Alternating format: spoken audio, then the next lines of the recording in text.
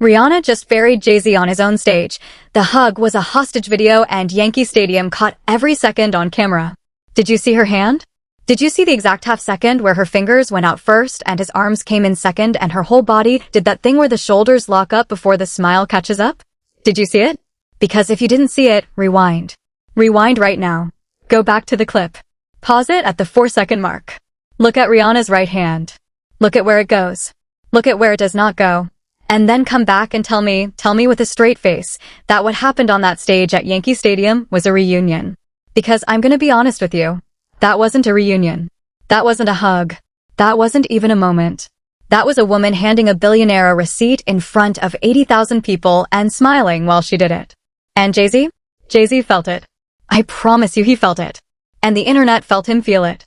And now here we are at 3 in the morning, still looping the clip, still zooming in, still trying to figure out what the actual hell we just watched. Rihanna, sweetie, buckle up. Because this one is combustible.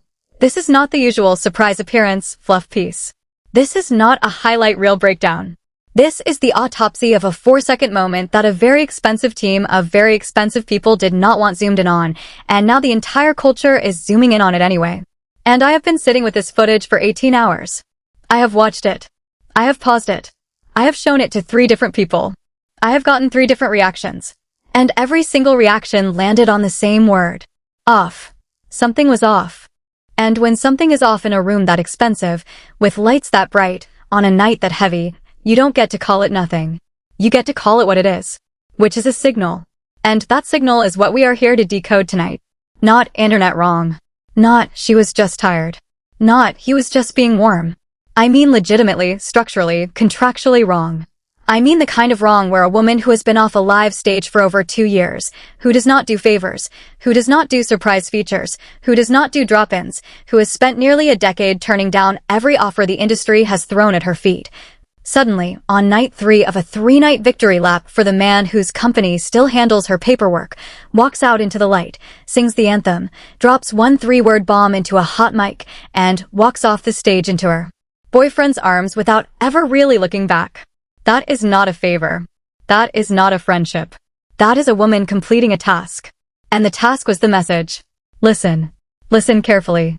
Because I need you to understand what kind of night this was actually supposed to be before we get into what it actually became. Jay-Z was closing out 3 nights at Yankee Stadium. 30 years in the game. Night 1, reasonable doubt. Night 2, the blueprint. Night 3, billed as extra innings, the grand finale, the coronation, the legacy stamp, the look what I built moment. This was the flex. This was the mountaintop. This was Jay standing in the middle of the Bronx with his fingerprints on 30 years of American music history and saying, out loud, in a stadium, I did that. And it was supposed to go clean. It was supposed to go corporate. It was supposed to go the way every Jay-Z show goes, locked down, buttoned up, champagne and suits and controlled entries, and a highlight reel by sunrise. That is the version they sold you. That is not the version that happened. Because the coronation started falling apart before the coronation even started. The show got delayed. And I don't mean 10 minutes. I don't mean 30. I don't even mean an hour. I mean 4 full hours. 4 hours. Late. And not because of weather. Not because of a technical glitch. Not because a stage light blew. The show got delayed because somewhere between the security perimeter and the front gate, roughly 10,000 ticketless fans decided the concert was going to happen with them inside of it whether Yankee Stadium liked it or not. They bum-rushed Gate 2. They bum-rushed Gate 4. TikTok was live streaming security getting overwhelmed in real time.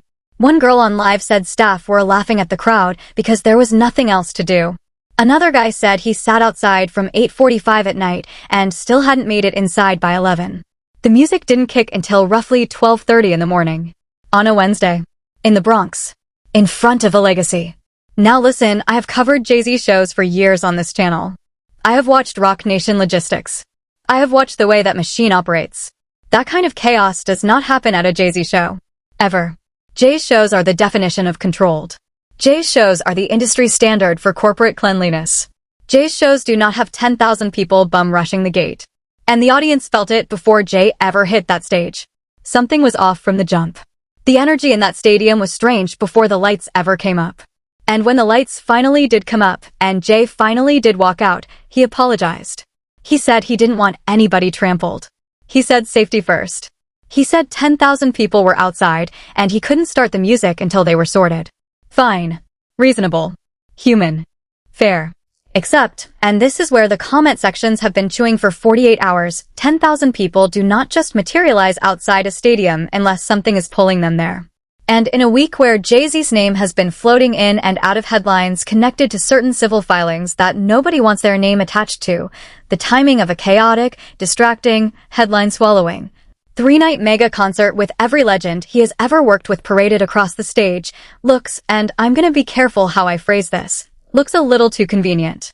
That is not me saying that. That is the internet saying that. I'm just the one repeating it out loud on this channel tonight. Because somebody has to. The clip itself is short. And I need you to understand how much information gets packed into how few seconds. Rihanna walks out from the wings. The crowd catches a glimpse of the silhouette before the light finds her, and the scream that goes up is the kind of scream you only hear when a stadium collectively realizes it is witnessing something that was not on the itinerary. Phones go up. Cameras swing. And then she steps into the light. Not a hologram. Not a screen cameo. Not a video message. Rihanna. In the flesh. On a live stage. For the first time in over 2 years. And she is wearing, pay attention here, she is wearing a fit that is Fenty-coated, not rock-coated. That is not accidental. That is not an outfit. That is a signature. A woman about to perform on the Empire's biggest night, at the Empire's biggest show, in front of the Empire's biggest audience, dressed head to toe in the Empire she built with her own 2 hands. Every stitch of that outfit was a memo. And the memo said, I did not come here as a Rock Nation artist tonight. I came here as Rihanna. There is a difference.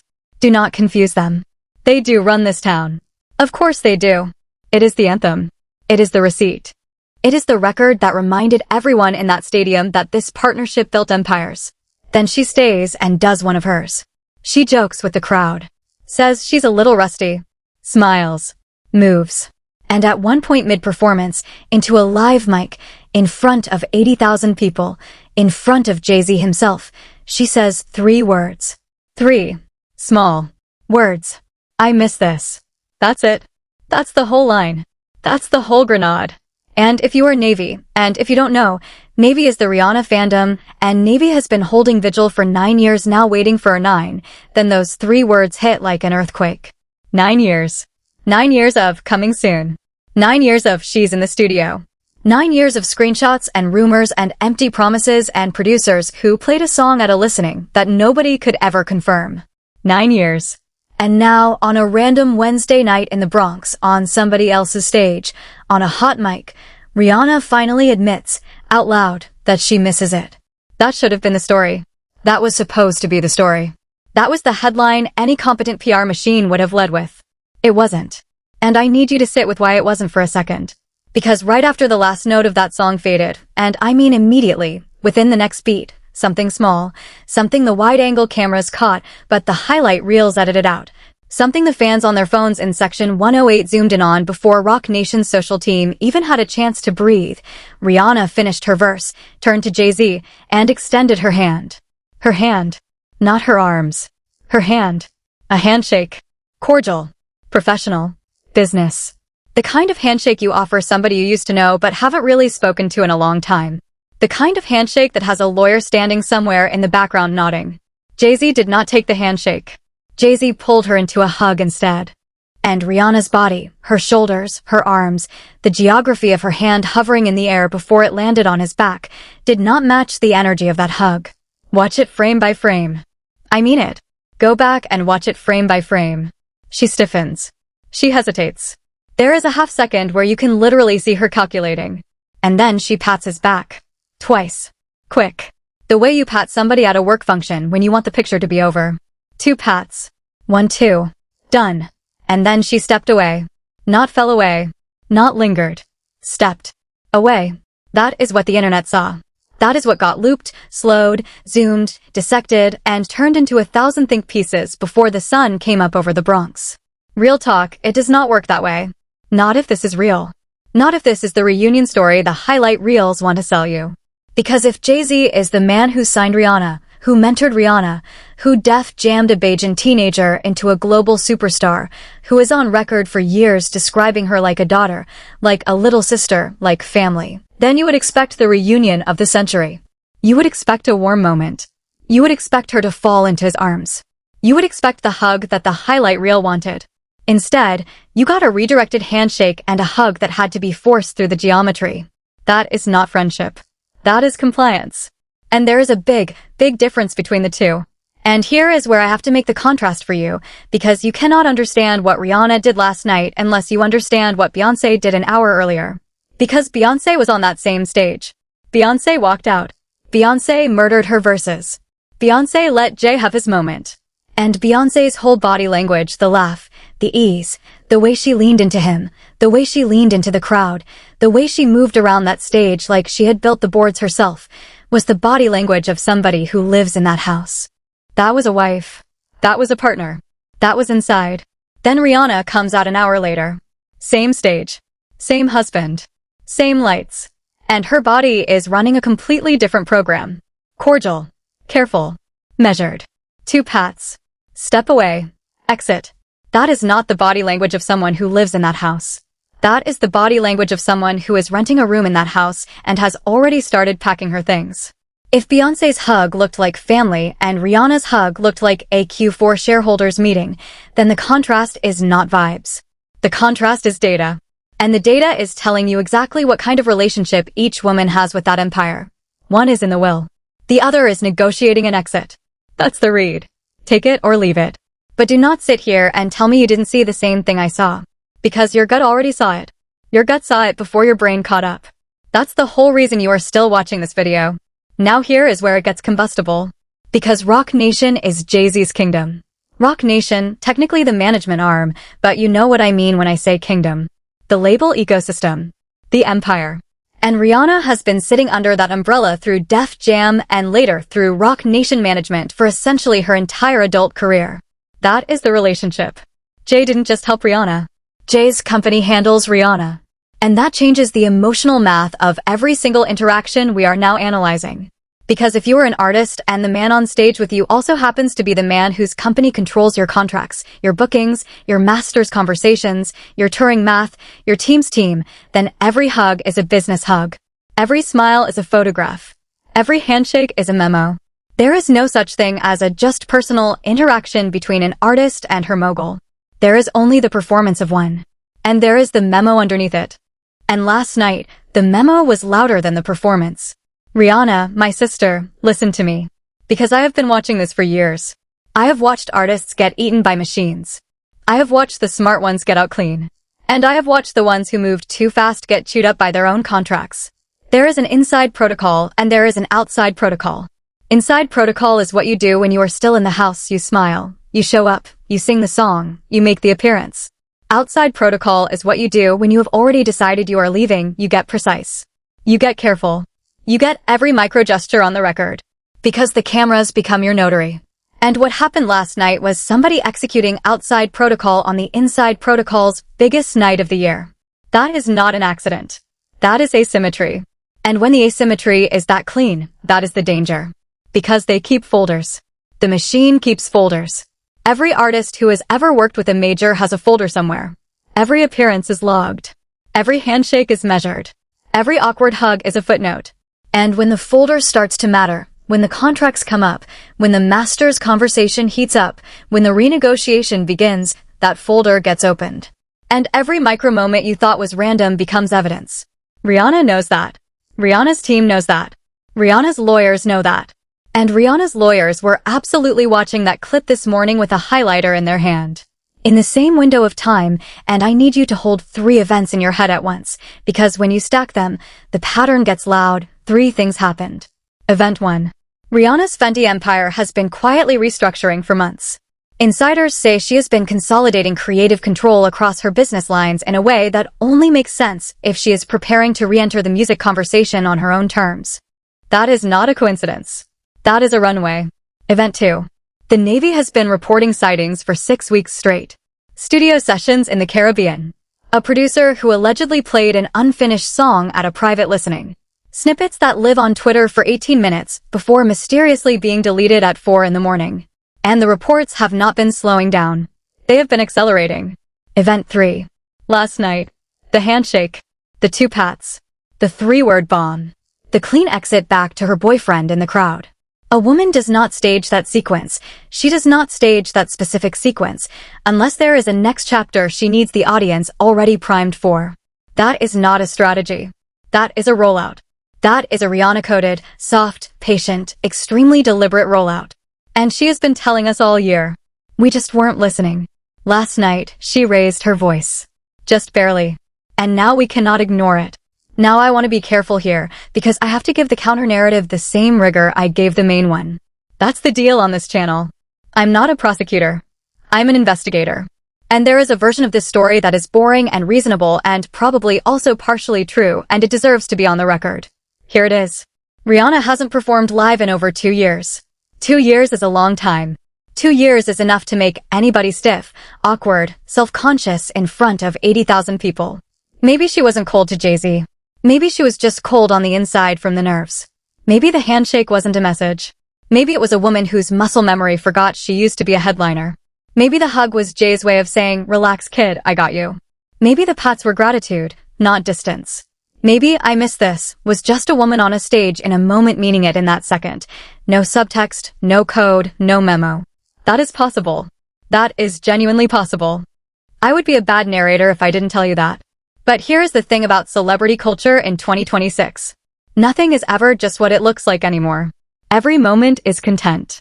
Every moment is metadata. Every hug is a headline.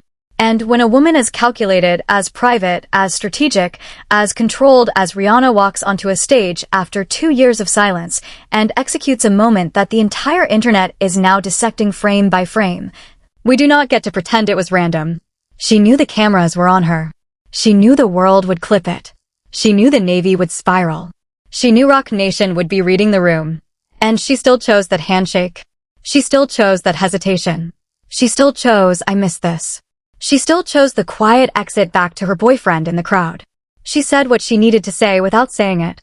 And that is the difference between a mistake and a signal. And speaking of the boyfriend in the crowd, we need to talk about the man in the front section. Because ASAP Rocky was there. Front section. Watching every single second of Rihanna's performance and the interaction that followed. And insiders close to that seating area say his face did not change once. Not during Run This Town. Not during her solo. Not during the handshake turned hug. That man locked in. And some of that, I will grant you, is just Rocky being Rocky. He is famously unbothered. Famously chill. Famously let the moment come to me. But some of that, and read the room here, some of that is the posture of a man who knew exactly what his partner was walking into and was watching to make sure she walked back out clean. Because when Rihanna came down from that stage, she did not go to the wings. She did not go to the green room. She did not go to a Rock Nation handler. She went straight to Rocky. And she stayed there. She danced next to him. She laughed with him. She recorded pieces of Jay's set on her phone like a regular fan. That right there is the counterpiece. That is what makes some fans say, "See, it wasn't beef. She was just tired. She was just rusty. She was just being herself." And both things can be true. She can be professionally distant from Jay-Z on that stage, polite, contractual, controlled, and still enjoy the rest of a legendary concert with her partner in the crowd. Adults do complicated things all the time. Public figures do complicated things constantly. The performance of a relationship in a stadium is not the private truth of a relationship in a green room. And we, the audience, are only ever watching the performance. But if we're only ever watching the performance, then explain to me why last night's performance leaked the truth so fast. Explain to me why the mask slipped at that exact moment. Explain to me what it means when a woman who has been silent for almost a decade opens her mouth on a live mic and says, "I miss this," in front of the world. Because I'll tell you what I think that line is. That line is not a slip. That line is the whole story. The hug is not the story. The handshake is not the story. The line is the story. Rewind that clip. Rihanna is standing at the front of the stage. The crowd is roaring. She has just performed for the first time in years. She lifts the mic, laughs a little, and says 3 words. "I miss this." And keeps going. Rihanna is not sloppy with words. Rihanna is famously careful in interviews. Rihanna will make you sit for an hour and give you 3 usable sentences. Rihanna does not let something slip on a live mic in front of a stadium and the entire internet unless she wants that sentence to travel. She wanted that sentence to travel. That was not an accident. That was a delivery. Which means one of 2 things is true. Either she is signaling to the Navy that she is coming back, that our 9 is closer than we think, that the studio is open, that the tour rumors are not rumors, or she is signaling to the machine that she is done being managed into silence, that she misses this, and that she is coming to take it back on her own terms, and nobody at Rock Nation should be surprised when she moves. Either way, the fans win. Either way, the industry loses control of a narrative they have been sitting on for 9 years. Either way, Rihanna's next move is now on a countdown clock the whole world can hear ticking. And you can hear it too. It's ticking in your algorithm right now. It's why this video is on your screen. It's why 6 other accounts are running the same clip. Your gut heard the clock start ticking last night. And your gut is what brought you here. Word from the block is threefold. And I want to be careful with all 3 because none of these are confirmed. All 3 are widely discussed, and the pattern between them is what makes them worth stacking. Word 1, the phone. Sources say Rihanna's phone has been quiet in certain Rock Nation group chats for months. Not gone. Not blocked. Just quiet. The kind of quiet that comes when the artist has stopped participating in the day-to-day and started participating only in the paperwork. Word 2, the room. There is talk that the last few in-person meetings between Rihanna's team and the machine were not warm. That there were lawyers in rooms that used to have friends in them. That is what people who have been in those rooms are whispering. Not shouting. Whispering. Word 3, the folder. And I told you before, they keep folders. And the whisper is that Rihanna's folder has been getting fatter for a while now. Not because she is in trouble. Because she is preparing. And you cannot talk about a woman preparing to leave a machine like that without talking about the elephant that has been sitting in every room Jay-Z has walked into for months now. His name, allegedly and proven, disputed by his team, has been tied to certain civil filings and certain adjacent stories that the internet will not let go of. I am not going to relitigate those claims on this channel tonight. That is not what this video is. What I will say, and I am gonna say it once, clearly, so nobody misquotes me, is that the timing of a 3-night, 30-year, star-studded, city-shaking, headline-devouring concert is doing a lot of work right now. A lot of work. Because when you throw the biggest show of your career, and you pull out every legend you have ever worked with, Beyoncé, Usher, Pharrell, Jeezy, Teyana Taylor, and finally, the crown jewel, Rihanna herself, walking out and singing Run This Town next to you. That is a full-body endorsement. Whether she meant it that way or not. That is a photograph that is going to be used for years. That is optics you literally cannot buy. Which is exactly why the entire internet spent last night dissecting every micro-expression she gave him. Because if this was a summoning, and a lot of people believe it was, then the hesitation, the redirected handshake, the tight double pat on the back, those become the tell. Those become the part where the summoned party quietly says, I am here. But only barely. I showed up. But I did not sell my soul for the shot. That is the read. That is why we are still talking about it 18 hours later.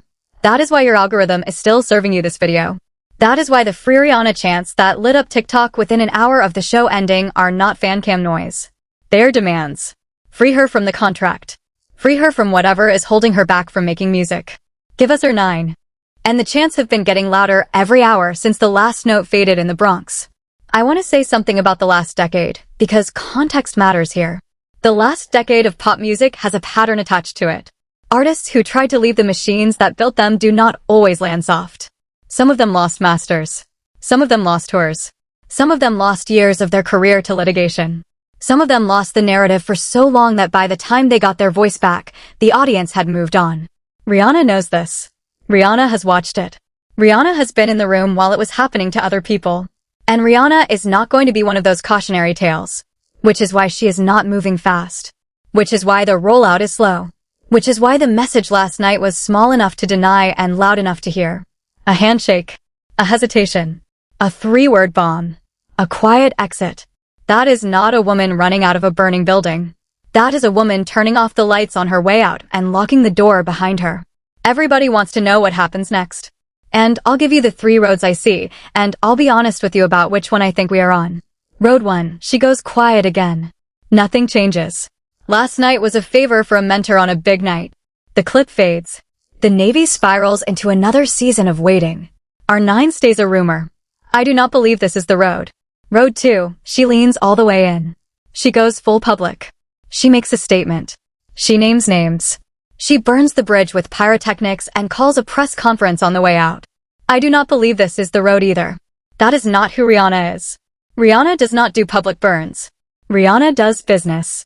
And then there is Road 3. And Road 3 is the road I think we are on.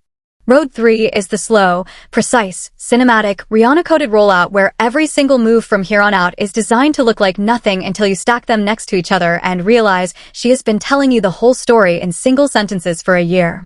Road 3 ends with our 9. Road 3 ends with the tour. Road 3 ends with the empire being rebuilt on her own terms, in her own colors, on her own timeline, with her own lawyers, and with a machine standing outside the door that used to control the key. And I hope, genuinely, that Road 3 is the road we are on. Because if it is, we are about to watch one of the greatest re-entries in music history happen in real time. The inner circle is already positioning. The people who love Rihanna, the people who have been in her business for years, the people who understand the machinery, those people are quietly making sure their names are attached to her chapter, not the machine's chapter. That is what survival instinct looks like in that industry. Nobody is going to say it out loud on the record. But the follows have been shifting. The features have been shifting. The producers who used to only work through the machine are quietly available to her directly now. And silence, in that industry, is a form of evidence. When people who are usually loud go quiet, and people who are usually quiet start showing up in the background of studio pictures, that is a formation. And a formation is what artists build when they are about to move. And the choice moment is coming.